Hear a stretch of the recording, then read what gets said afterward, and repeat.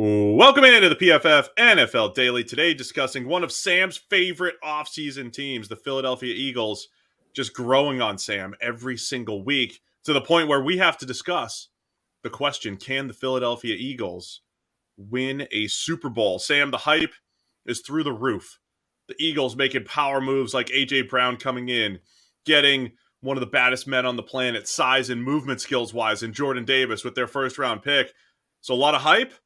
Playoff team from last year, a lot of good pieces, a lot of good off-season additions. Is it enough for the Eagles to make a Super Bowl run? You can't use baddest man on the planet as if that's already like tied to, the heavyweight champion of the world or whatever. You can't just It just assign it came to Jordan out, Davis. and then I said, like, with the caveat, based on size and speed. Now, that being said, I would definitely watch Jordan Davis in an MMA fight. If it happened, I would watch that, just to see what would happen. I would be fascinated by that encounter. But yeah, look, the Eagles started off as a kind of dark horse team for this upcoming season, whether it's playoffs, whether it's who they could pip Dallas for the division and really make some noise. And now the sort of longer it goes, the dark horse is coming up on the rails, and all of a sudden they're like a legitimate Super Bowl contending team, coming out of nowhere. And I think there's reality to that. Like, okay, it still rests on what happens with Jalen Hurts at quarterback and how good he can be and how much he improves going into this year. But there's a few things in his favor. Number one, they got A.J. Brown, as you said. That is a potentially transformative addition to this offense.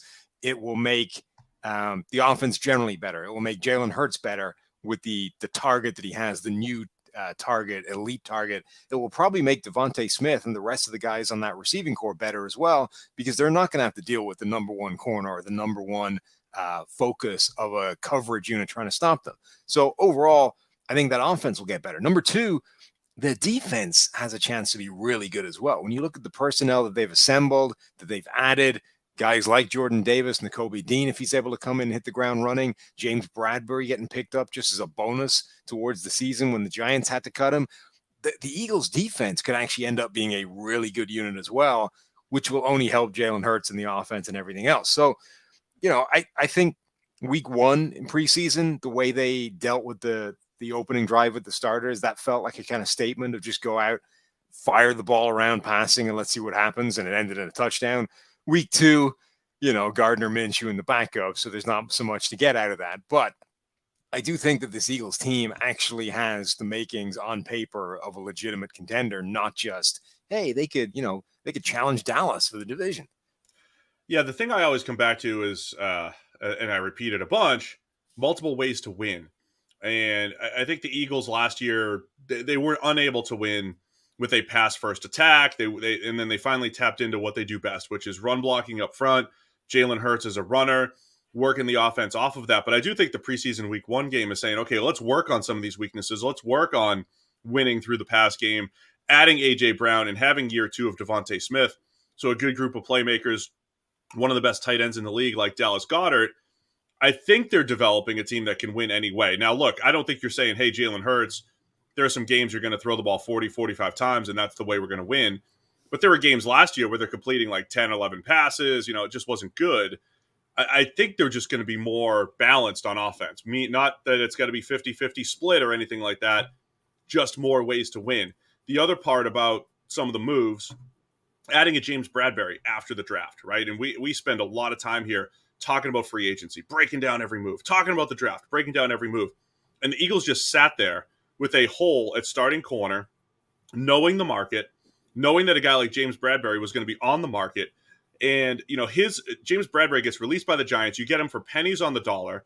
He didn't have a great year last year, but over the last 3 years, James Bradbury and then the starter opposite him, Darius Slay, almost identical WAR, about 0.4 wins above replacement per season for each of those guys over the last few years. That's among the best of any cornerback duo in the league, or just among the best of any corners. So you're talking about all of a sudden the Eagles have good cornerbacks and Jordan Davis and A.J. Brown. Things came together this offseason, and they added really crucial pieces to a team that, by the way, did make the playoffs last year. Yeah, and we've seen, James Bradbury, you're right, didn't come off the greatest year he's ever had. But we've seen before, like, how much his performance can swing based off the kind of the environment, the difficulty of the job, essentially how tricky the task is in terms of guys he's covering, in terms of, having to be that number one guy. Like, he's in the best situation he's ever been in now. Like, the Eagles defense generally, and specifically having Darius Slay on the other side, Bradbury doesn't need to be, he's not the number one corner and then the guys around him are a disaster. Like, he maybe is the second corner on that team. He might not be the number one corner with Darius Slay there. So he gets to go in there and be just another cog in the machine and play at a really high level. The other thing, by the way, with the Jalen Hurts, needs to take another step. Like, he did take a big step between years 1 and year 2. Okay, maybe he didn't jump quite as far as people wanted to see him go, or, you might still not be sure if he's the guy or he can be that elite top 5, top 10 type of quarterback consistently. But his PFF grade jumped from 56 as a rookie to 81 in year 2. His passing grade jumped 15 points as well. He got a lot better. And the conventional numbers sort of jumped as well. Passer rating jumped 10 points. There's a lot of data points that say Jalen Hurts has already taken a pretty big step in the right direction. And that was before A.J. Brown showed up and potentially changed the entire offense. College football is back. It's time to enjoy the tradition, the fun, and the great offers from DraftKings Sportsbook. To celebrate the best time of year right now, new customers can bet just $5 on any team and get $200 in free bets instantly, win or lose. If that's not enough action, you can also place a same-game parlay for a shot at an even bigger payout. Just combine multiple bets into one, like which team will get the win and which team will score first, and much more. Discuss the same. DraftKings is safe, secure, and reliable. Best of all, you can deposit and withdraw all your cash whenever you want. So, download the DraftKings Sportsbook app now. Use promo code PFF. Bet just $5 on college football and get $200 in free bets instantly. That's code PFF only at DraftKings Sportsbook. 21 plus in most eligible states, but age varies by jurisdiction. Eligibility restrictions apply. See DraftKings.com/sportsbook for terms and resources. Gambling problem? Call 1-800-GAMBLER. In Tennessee, call or text Tennessee Red Line at 1-800-889-9789. In New York, call 877-8-HOPE-NY or text HOPE-NY.